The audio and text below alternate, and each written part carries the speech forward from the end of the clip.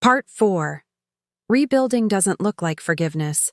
It's quieter, slower. It takes the form of awkward silences, tentative conversations, and moments that hurt a little less than the day before. Linda carried a folder full of legal documents, her face drawn, but resolute.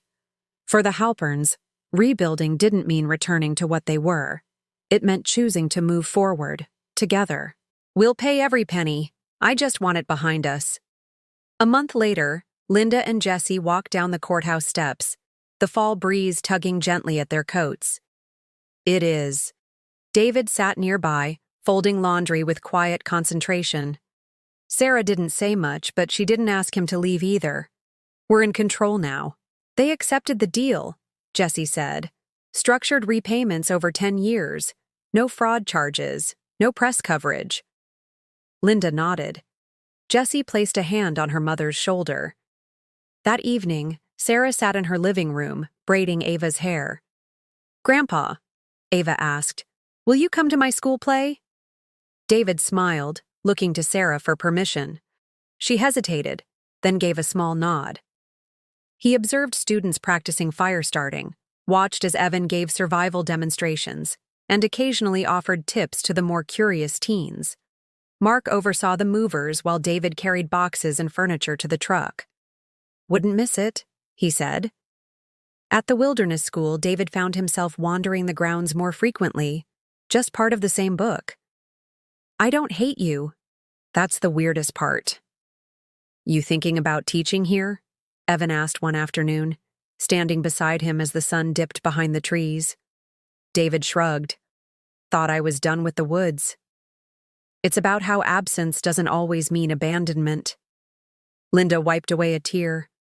Jesse reached over and squeezed her hand. David taught Ava how to whittle a stick. Sarah roasted marshmallows nearby.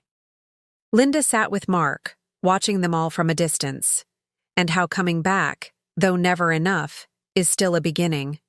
The room was packed with neighbors, former students and supporters, and with that gift, the Halperns built something new. Not the life they lost, but the one they chose. Family filled the front row. David stood off to the side, watching with quiet pride. "They're not done with you. Neither am I." They didn't need to say more. They walked the perimeter together, two men shaped by loss and time, finding peace in shared silence. "She still dreams about you sometimes, wakes up calling your name." Moving day came quickly. The lake house, once a sanctuary, was sold to cover the settlement. "You didn't have to help," Mark said, watching him heft a dresser. "I needed to," David replied. "Least I could do." Mark paused. David nodded, his eyes clouded. "I never wanted to be your competition." Mark gave a faint, wry smile. At the community center, Evan launched his memoir, Gone to Ground. Evan stepped up to the podium.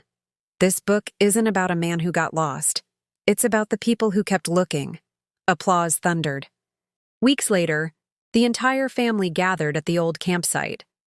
A fire crackled in the center. "We'll never be what we were," she said softly. Mark placed an arm around her. "That's not a bad thing." David approached and sat beside them. Jesse snapped a photo, capturing the moment. It was imperfect, but it was whole. The woods had taken David, but they had also given him back, not untouched, not unchanged, but back. Fade out.